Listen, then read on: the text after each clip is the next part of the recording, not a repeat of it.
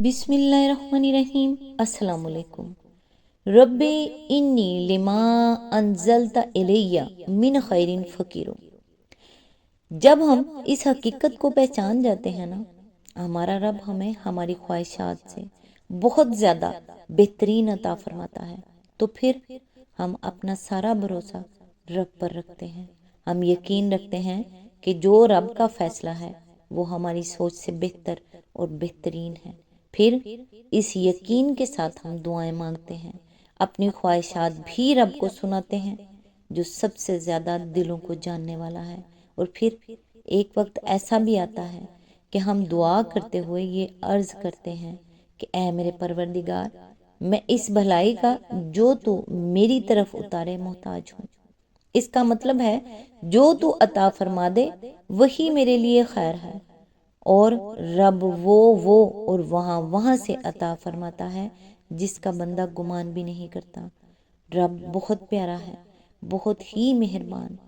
میں یہ جان گئی ہوں رب ہماری سوچ سے زیادہ بہترین عطا فرماتا ہے، تو توکل رکھیے۔ آپ توکل رکھتے ہوئے کبھی محروم نہیں رہیں گے۔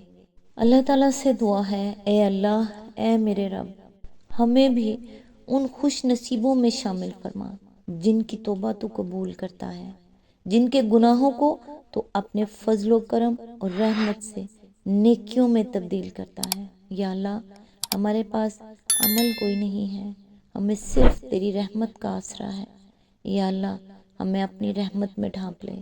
آمین ثم آمین۔ آج انشاءاللہ سورہ القلم کی آیت نمبر 45 سے سٹارٹ کریں گے۔ اس کا ترجمہ اور تفسیر تفہیم القرآن سے بیان کروں گی جو اہل سنت جماعت کے لیے ہے۔ اعوذ باللہ من الشیطان الرجیم، بسم اللہ الرحمن الرحیم۔ میں ان کی رسی دراز کر رہا ہوں، میری چال بڑی زبردست ہے۔ اس کی تفسیر ہے، اصل میں لفظ قید استعمال ہوا ہے جس کے معنی کسی کے خلاف خفیہ تدبیر کرنے کے ہیں۔ یہ چیز صرف اس صورت میں ایک برائی ہوتی ہے جب یہ ناحق کسی کو نقصان پہنچانے کے لیے ہو، ورنہ بجائے خود اس میں کوئی برائی نہیں ہے، خصوصاً جب کسی ایسے شخص کے خلاف یہ طریقہ اختیار کیا جائے جس نے اپنے آپ کو اس کا مستحق بنا لیا ہو۔ آیت نمبر 46، کیا تم ان سے کوئی اجر طلب کر رہے ہو کہ یہ اس چٹی کے بوجھ تلے دبے جا رہے ہیں؟ اس کی تفسیر ہے، سوال بظاہر رسول اللہ صلی اللہ علیہ وآلہ وسلم سے کیا جا رہا ہے، مگر اصل مخاطب وہ لوگ ہیں جو آپ کی مخالفت میں حد سے گزر جا رہے تھے۔ ان سے پوچھا جا رہا ہے کہ کیا ہمارا رسول تم سے کچھ مانگ رہا ہے کہ تم اس پر اتنا بگڑ رہے ہو؟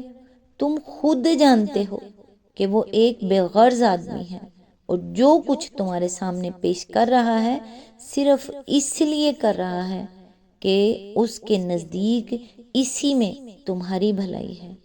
تم نہیں ماننا چاہتے تو نہ مانو، مگر اس تبلیغ پر آخر اتنے چراغ پاک کیوں ہوئے جا رہے ہو؟ مزید تشریح کے لیے ملاحظہ و تفہیم القرآن جلد 5 تفسیر سورۃ طور حاشیہ نمبر 31۔ آیت نمبر 47، کیا ان کے پاس غیب کا علم ہے جسے یہ لکھ رہے ہوں؟ اس کی تفسیر ہے، یہ دوسرا سوال بھی بظاہر رسول اللہ صلی اللہ علیہ وآلہ وسلم سے ہے، مگر دراصل آپ کے مخالفین اس کے مخاطب ہیں۔ مطلب یہ ہے کہ کیا تم لوگوں نے پردہ غیب کے پیچھے جھانک کر دیکھ لیا ہے کہ یہ رسول فی الواقع خدا کا بھیجا رسول نہیں ہے، اور جو حقیقتیں یہ تم سے بیان کر رہا ہے وہ بھی غلط ہیں، اس لیے تم اس کو جھٹلانے میں اتنی شدت برت رہے ہو۔ مزید تشریح کے ملاحظہ ہو تفسیر سورۃ طور حاشیہ نمبر 32۔ آیت نمبر 48، پس اپنے رب کا فیصلہ صادر ہونے تک صبر کرو اور مچھلی والے یعنی یونس علیہ السلام کی طرح نہ ہو جاؤ جب اس نے پکارا تھا اور وہ غم سے بھرا ہوا تھا۔ اس کی تفسیر ہے، یعنی وہ وقت ابھی دور ہے جب اللہ تعالیٰ تمہاری فتح اور نصرت اور تمہارے ان مخالفین کی شکست کا فیصلہ فرما دے گا۔ اس وقت کے آنے تک جو تکلیفیں اور مصیبتیں بھی اس دین کی تبلیغ میں پیش آئیں، انہیں صبر کے ساتھ برداشت کرتے چلے جاؤ۔ اسی آیت کے ضمن میں آگے فرمایا یعنی یونس کی طرح بے صبری سے کام نہ لو جو اپنی بے صبری کی وجہ سے مچھلی کے پیٹ میں پہنچا دیے گئے تھے۔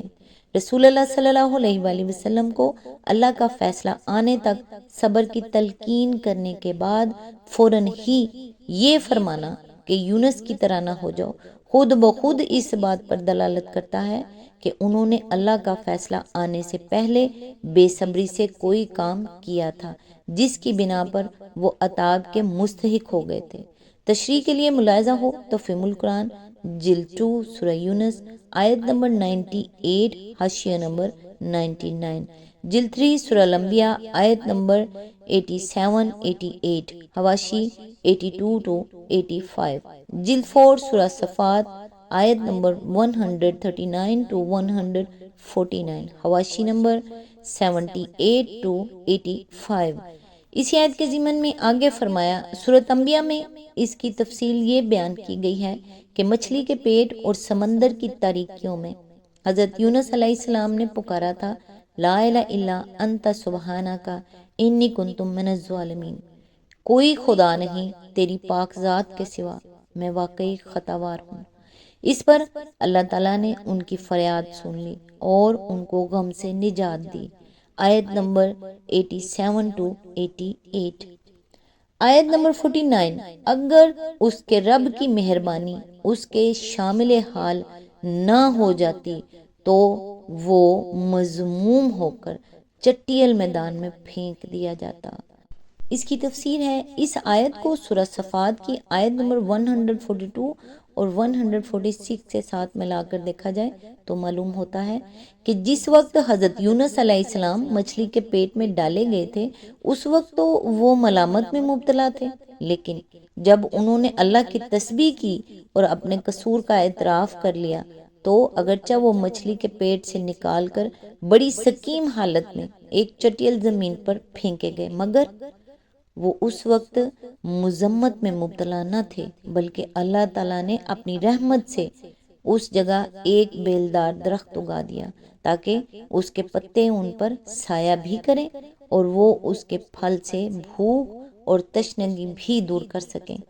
آیت نمبر 50، آخر کار اس کے رب نے اسے برگزیدہ فرما لیا اور اسے صالح بندوں میں شامل کر دیا۔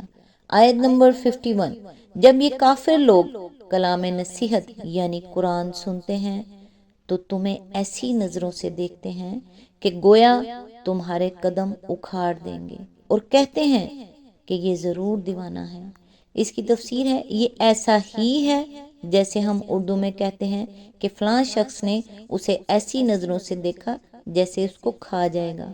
کفار مکہ کے اس جذبہ غیظ و غضب کی کیفیت سورہ بنی اسرائیل آیت نمبر 73 to 77 میں بھی بیان ہوئی ہے۔ آیت نمبر 52، حالانکہ یہ تو سارے جہان والوں کے لیے ایک نصیحت ہے۔ سورہ القلم یہاں مکمل ہوئی۔ نیکسٹ انشاءاللہ سورہ الحاقہ کی آیت نمبر 1 سے سٹارٹ کریں گے۔ تب تک کے لیے دعا میں یاد رکھیے گا۔ اللہ حافظ۔